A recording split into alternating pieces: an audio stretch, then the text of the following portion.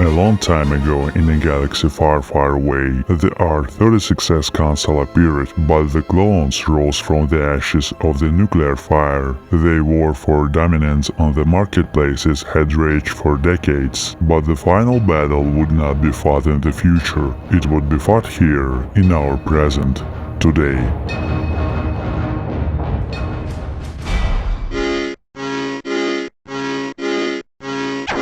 In front of you are four consoles that look very similar to each other: the R36S with V22 board and a Panel 4 screen, an R36S clone called the Gaminja ANS11 with an R36S V12 board, another console, the Kinhank K36, which is basically the platform used to sell a huge number of R36S clones, and one of the main competitors of the R36S, the BatleXP G350. All of these consoles are currently sold in roughly the same budget price range, from about $20 to $45, depending on seasonal discounts and sales, and all of them are competing with each other. What's more, each of these consoles is often sold as if it were the original R36S, because the R36S is the most popular people's console thanks to its near-perfect price-to-performance ratio. This popularity has led to the creation of a huge community and a wide range of custom firmware options, including ArkOS, one of the most stable and user-friendly ones.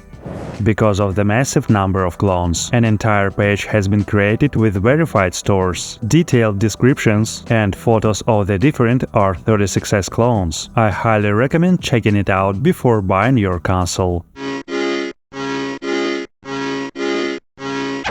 Today we're going to compare all of these consoles, talk about their design and ergonomics, and most importantly, test each one to find out which is actually more powerful and whether owning a clone instead of the original is really that uncomfortable in 2026. All comparisons will be done using a 4-point scoring system. Each console will receive between 1 and 4 points, depending on its position in each comparison. If a console is, in my opinion, the best in a specific category, it gets 4 points, and the worst one gets just 1 point. Let's start by quickly unboxing all of these consoles and taking a look at what's included in the box.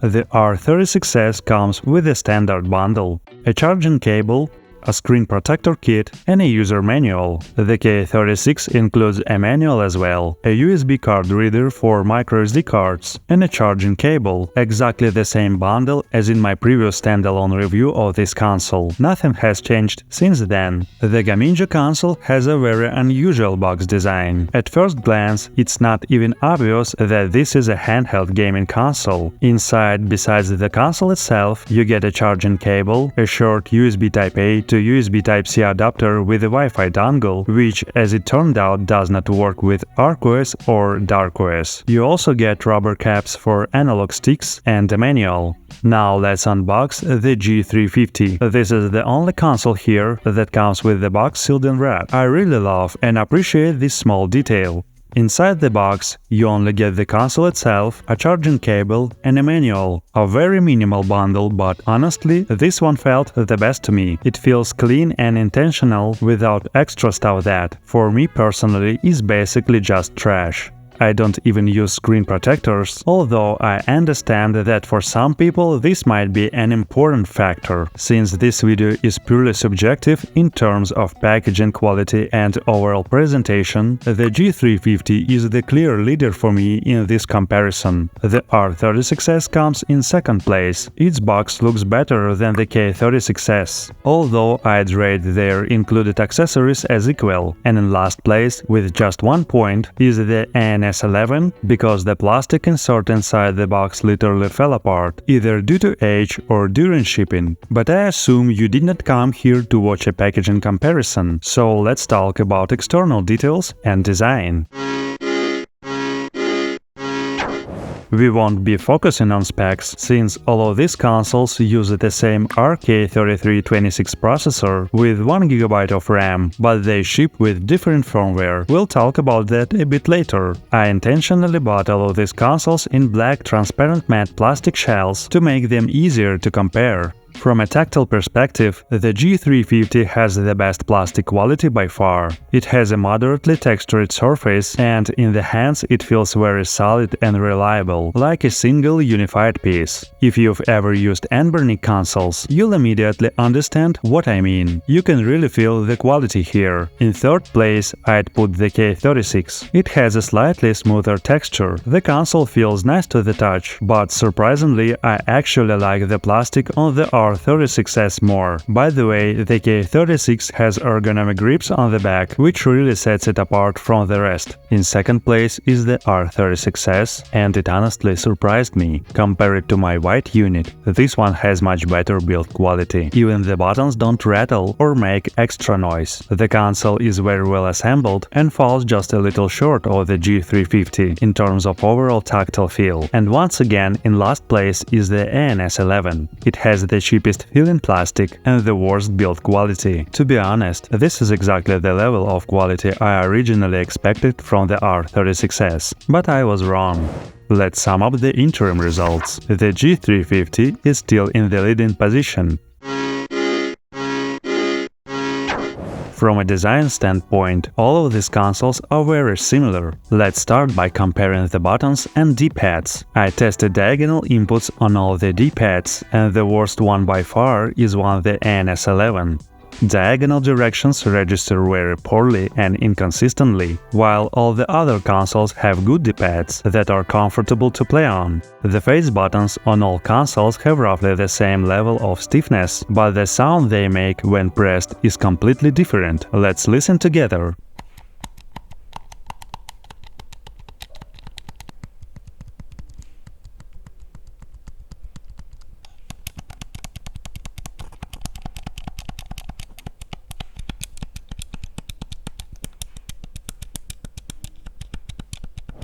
The G350 has the quietest and most pleasant buttons. In second place is the K36. Third place I'd split between the R36S and the ANS11. Their buttons are almost identical and produce extra noise when pressed. We won't be comparing the analog sticks, since they're basically the same budget sticks on all of these consoles. But what's definitely worth comparing are the rear triggers. Just listen.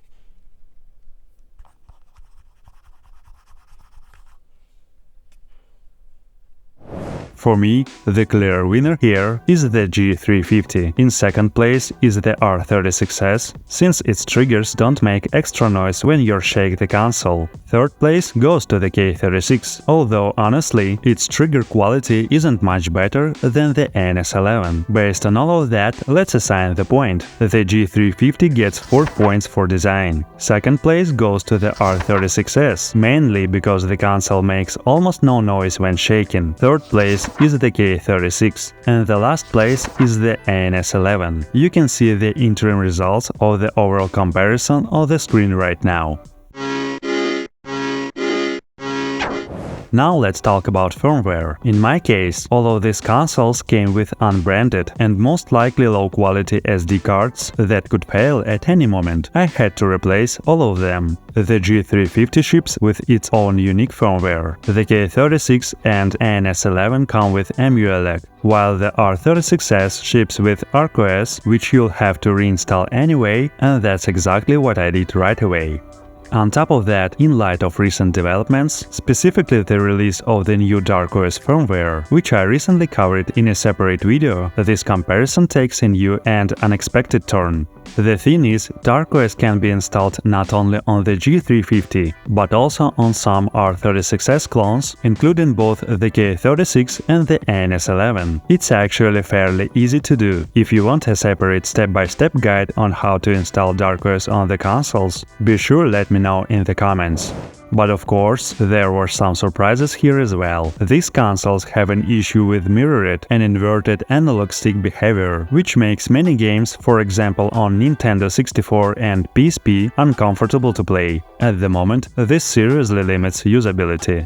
What I did like about dArkOS on the K36 and ANS11 is that Portmaster works right out of the box. However, the analog sticks are configured incorrectly, which makes it impossible to play games like Half-Life 2 properly. All of this has to be fixed manually.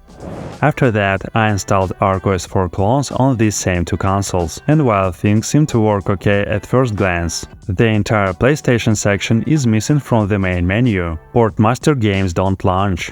And on the ANS11, the performance is extremely poor in everything starting from Nintendo 64. At that point, I thought that EmuELEC might be the only viable option for these consoles with the fewest compromises, but it turned out that the ANS11 performs poorly even on its stock firmware. In the end, I realized that comparing these consoles would be very difficult because some games run well on one firmware, others only launch on a different one, and even then they may stutter or have control issues. By the way, I also tested the OTG port on these consoles with dArkOS, and they recognize the Wi-Fi module perfectly. That's actually good news. And before we continue, please take a moment to like this video, subscribe to the channel and leave a comment. It's super important for promoting both the video and the channel. The more likes, views and subscribers we get, the more videos I'll be able to make and share with you, and the more fun and interesting the content will become. Also, don't forget to click the bell icon so you won't miss any new videos. And if you want to support the channel even more, you can hit the hype button. It helps push the video to new audiences and brings even more people into our community. Thanks a ton for your support. Let's continue.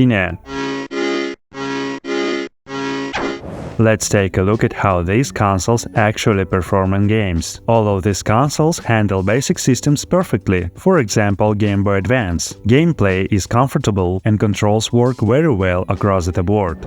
Next up is Nintendo DS. The G350 and the R36S run it flawlessly without any issues. On the K36 and the ANS11 you'll need to use either ArkOS or EmuELEC because these consoles have analog stick issues when running dArkOS. The Nintendo 64 testing really surprised me. On the ANS11, there is a massive FPS drop, and the game eventually crashes. For these games, EmuELEC is the better option. The console shows more stable performance there. As for the other consoles, no surprises here. GTA Vice City Stories on PSP turned out to be completely unplayable on the ANS11. The console just freezes, and you can't play at all. I honestly don't understand what's going on with this console. On the K36 running ArkOS, there are also issues with the analog sticks, and you'll need to remap them for a more comfortable experience. On the other two consoles, everything is stable.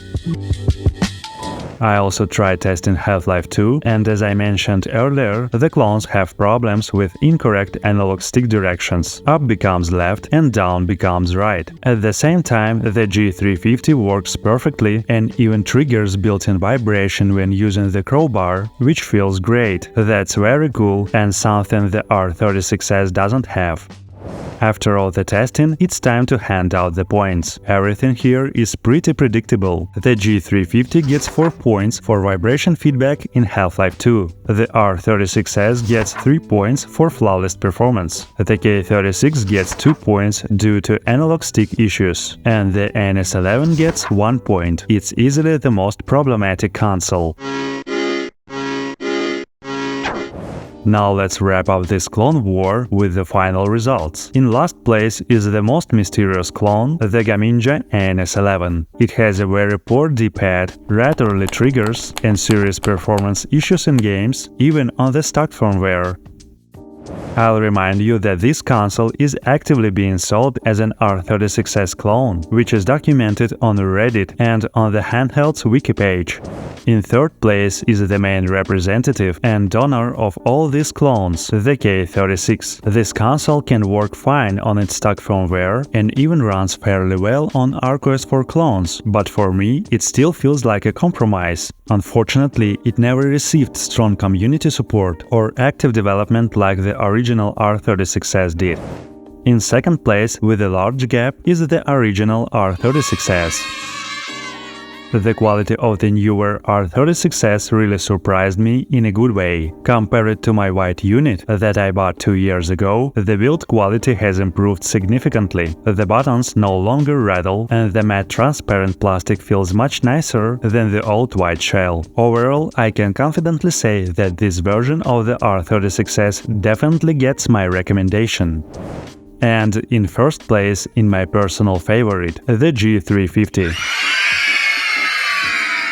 If the rumors are true, this console was secretly created by Anbernic to compete with the R36S, and in my opinion, they absolutely succeeded. This console is the clear winner of today's clone war. The G350 genuinely offers much better overall quality than the others, and if I had to choose today, I am 100% sure I would buy the G350, especially now that dArkOS is available for it and really unlocks the console's full potential.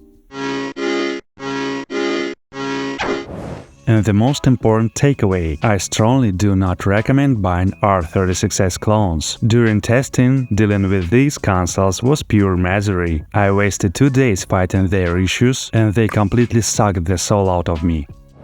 ArkOS on the K36 does not always work correctly, and dArkOS currently has analog stick issues on the clones. Maybe if these problems are fixed in the future, my opinion will change. And honestly, may God give the firmware developers strength and patience. They're saints. But for now, I can only recommend one thing.